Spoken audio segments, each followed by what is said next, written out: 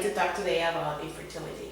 Infertility? Mm-hmm. That did not happen to me. No? No. You have your kids right away? And Pretty well. Yeah, I did. Actually, I think with each one of them, I knew the night it happened. There was something different about it.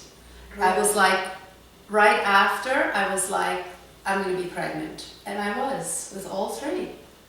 Wow. It was like a wondrous moment. So, like, you just kind of like expected, right? No, it was really it was one of those weird things that I just knew. It was like, it was just heightened with all three times. It was just a heightened experience, and it just felt different. And sure enough, with all my three boys, it was like, that was a long time ago. I was going to say, you must have been young. Yeah. But yeah, it was like pretty, like I never had to, they were all planned, and it was never more than 3 months that, you know, it was like, it was pretty well, okay, we're gonna try again, and boom. So that's amazing. Yeah. So how, so from the beginning, when you just got married and right away No, we waited 5 years. So, but you didn't want to have kids. So that's when you said, I want to have kids, and it happened. Yeah, within 3 months. The first one was when we started talking about it. It was like, and then we did something about it. And then it was like, it was pretty well like a couple months later, and I was pregnant right after we had said that we were gonna try making baby number 1, which is Jessie. Oh, that's so nice. Yeah. Wow. But having said that, even when for the first couple months, I knew I wouldn't have been a good person to deal with fertility, because for the first couple months when I got my period, it was like, oh man, it was already too long of a wait. I just wanted it like fast. Yeah, I couldn't. Yeah, I wouldn't have done well. Make you more patient. Yeah, no, I would have. Yeah. What about you, Erin? I had my daughter late, actually. I wasn't planning on getting pregnant. I was not planning on getting pregnant, although I had trouble a little bit earlier because I had conflicting blood types. So I'm an O negative, he was an O positive, and not knowing that, that could lead to unfortunate early termination of pregnancy. So I never heard of that. Yeah, actually, But usually I didn't they can know. change the transfusion, right? If the baby. Well, in is my viable, case, or what happened was I didn't know I was pregnant, so I lost, and then I found out afterwards it was because I was supposed to have what they call an RH needle. Mm-hmm. And so when I finally was pregnant at 36 with Elizabeth, I knew at that point, and from the onset of knowing that I was pregnant, they had to give me RH needles in order to bring her to full term. And then after I delivered her, What is an RH needle? The RH factor of the blood, so whether you're RH positive or RH negative. And because her dad was an RH positive, I was RH negative. Anytime I became pregnant, I would miscarry. Because of the conflicting blood types. And so the last time I was... So, but wouldn't the child have just one blood type? Like, yeah, why but would the antibodies fight yeah. against me. So if the child picks up, and the bloodline is through the father, so she was a positive baby in a negative body, negative blood type body, and so... I never heard that. Yeah. No. What can happen is that you can miscarry, which a lot of people don't know. I think a lot of people wouldn't know. They know it But now. sometimes, like, I used to have a friend that her little sister was born with issues because her mom, their parents have the same type of blood, and they didn't give the needle at one time. And you could see like a little tiny baby, and she was already 6 years old. She never was able to talk, walk, nothing. It was just stay as a baby. Because of the incompatible blood type. So once they knew that, then I I think it was every trimester, I had a needle, and then right after I gave birth, they have to give me another needle in order so that her antibodies don't attack mine. Really? And so, but she was born absolutely perfect. Apgar's 10, no difficulties or That's anything cool. like that. So I wonder how many women have miscarriages and don't realize that that might be a huge factor. I think it's very common. As I said, I knew a woman actually, she had had multiple miscarriages, and that was at least 30 years ago probably. And they didn't know, and she had had so many miscarriages. Finally, when they got the blood type thing down and they gave her these RH needles, she was actually able to have kids. So I think it's fairly commonly known now, but a long time ago, if you want to call it a long time ago, they didn't really know. So Elizabeth was born, I was almost 37 when I had her, so she was born fine, and then I was fine because they gave you these big horse shots in your head. I believe that's when you realize, when you had to go through situations like that, then you appreciate, I believe, like you appreciate even more what a big miracle is to have a baby.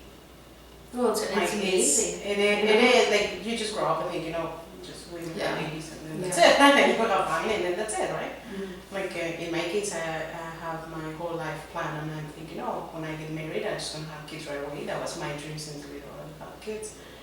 And I went through a lot of tests because usually what they do is they kind of say it's a woman problem. Right. Before they, But it's on only one a side. man problem too. Yeah, but the problem is, I want to tell you, instead of just testing the sperm, that it'd be easier to just make a easy test. Right. You had to, as a woman, you had to be through more invasive procedures to get, check your ovaries to see if they're okay. And So what happened basically with you? Like it Yeah. just it didn't take, or did no, you not even? I went through. I mean, it was a male factor issue in my case, and they checked me, and then that was my ovaries. They were fine, so everything it was completely fine, and I was. The doctor said, well, you're young, so chances are that probably the insemination will work, and they just had to do wash the sperm and all that stuff, and kind of make them hyper. Make the sperm hyper. Make them hyper, because it's different type of male factors that they can become a problem. It can be So what was with the your? mobility, the morbidity, and it's like the count. Yeah. If it's not enough, and in this case was count and He wore too tight jeans. Yeah. No, and they could. One too many dips in the hot tub. Actually, they believe What is another one? sometimes varicose veins can cause that. A what? Varicose Varicose veins. veins. That In men? Yeah, Did he? yeah. Oh. So Because of constriction, right? Yeah, because of blood flow, right? So we didn't do insemination first. We tried. He had a surgery, but then the doctor said just wait, another year that might improve. It didn't improve, so we did 3 inseminations. It didn't work, and it's just as a roller coaster. It is. Yeah. You get your hopes and like, Yeah. oh yes, this It is gonna adds work, to and it, I'm gonna, right? and even your mind playing games, you start feeling sick, and then like, Yeah. I think I'm pregnant, and for sure. And then suddenly you grab this pregnancy test, and it's like negative, and it's devastating, and then you crash, and it's like your whole world just fall apart, and then, and it's hard because it's not his fault. I mean, nobody wants to go through fertility, but somehow inside of you, when you know that you don't have a problem, then It's his fault. you feel mad about your partner, and I mean it's unfair, but that's the way I felt on my case, and the roller coaster of okay, this time it's gonna work. I know this time it's gonna work, and then you trying, right? Plus the medication is pretty tough on you. So the year after, we decided to do in vitro. And What was I'm that telling like? you, that's hard. What is hard about That it? is hard. First, you had to give you, injections. You had to be putting injections pretty much every day for a month. Did they have to harvest an egg? Oh, yeah, no, listen. Oh. You had to get all the injections first on your stomach, right? You do the injections. And you go through menopause Okay. first. You had to go through menopause. So you're feeling this awesome. You're not like, how about this? Really? You did feel that? Oh my god. You just want to leave on the freezer. Really? Horrible, So you had a taste test. Oh yeah. The You know mood what it's swings. like. Yes. The mood swings, they're just... Really? 30 Yeah, years before yeah, it it is. So then after you go through the menopause and they check all your levels and stuff because they want you to be kind of like not ovulating at all because Yeah. they're gonna put you to work hard, right? And then you go through the following period that is to make more eggs. It's a big risk of you can get a twisted ovary,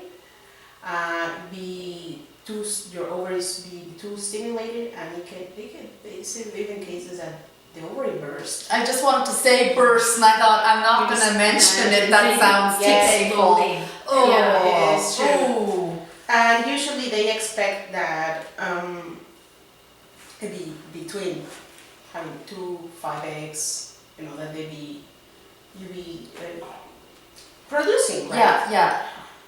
In my case, I produced 17. Wow. So that's where the eggs She's a went. layer. She had. Egg layer. She was like. Mummy hen. Yeah. For a week I couldn't walk because I was in so much pain. Really? Laying I heard- 17 eggs at once. Yeah, my ovary was. Laden.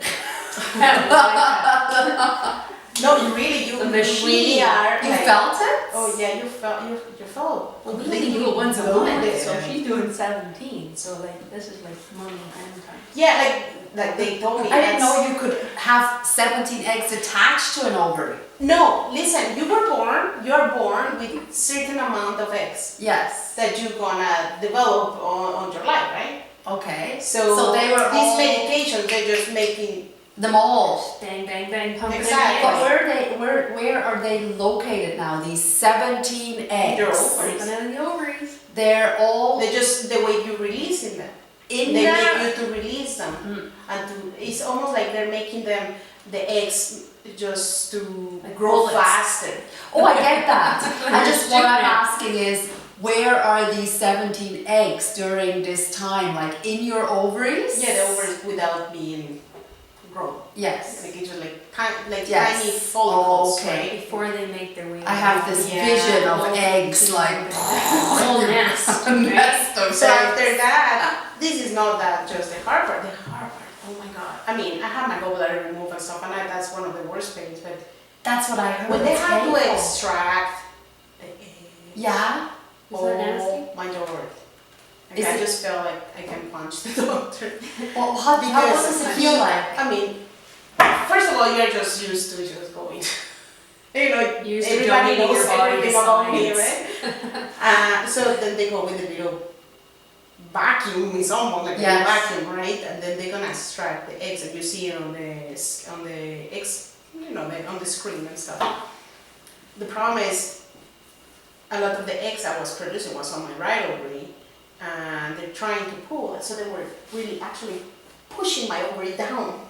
I don't think it out. Like you need to give another. This is for Really getting on my ovaries now. So they extracted 17 eggs, Whoa. and then you're doing. And then they sold them on the black market. And then that, There's multiple Miryams. and They're all over the world. where is the waiting? It's a period of probably 4 days, and they had to tell you, from those 17 eggs, they had to see which ones are the best and which ones are not good and stuff. And we decided to go to, they call ICSI. It's in vitro, but instead of just leaving on the little plate, the sperm to go make his own way, they inject the Yes. sperm. So. Yeah. going is going. So that's what they did, and from the 17 eggs, so that they contacted me and they told me, okay, 10 survive.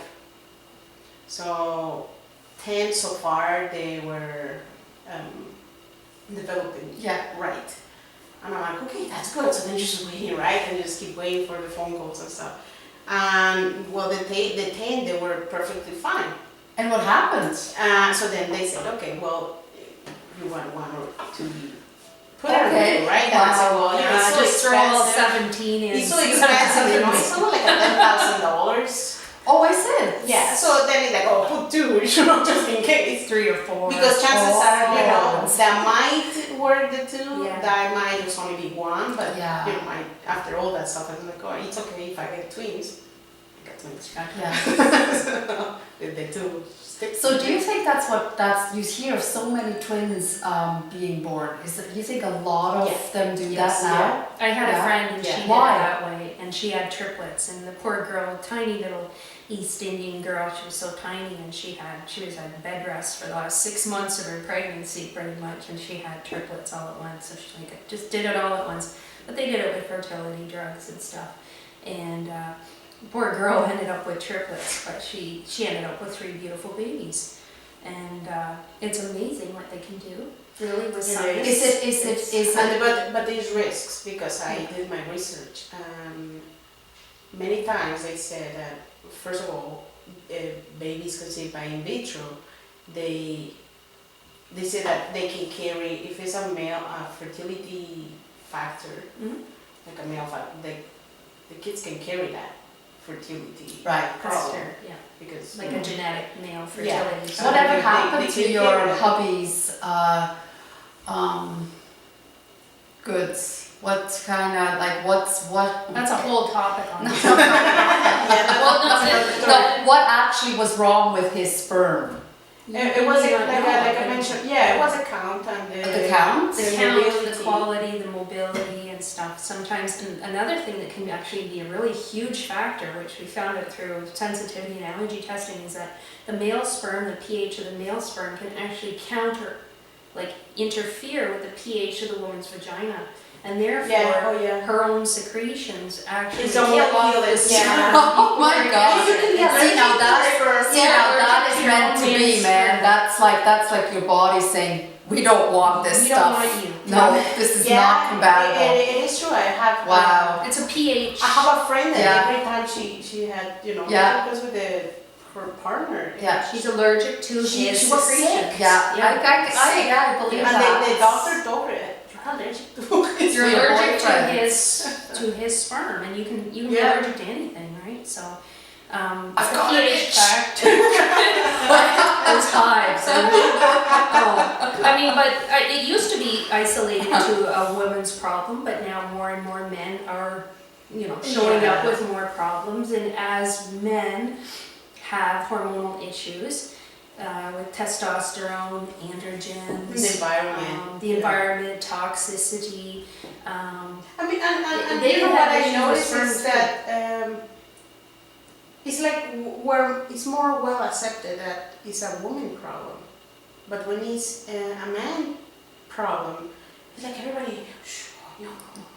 I mean, everybody can have any kind of problem, and it's nobody's fault. Yes, I don't think exactly, somebody choose to have a fertility problem. But I guess that's just the Society. heritage in a man, like he is there to produce.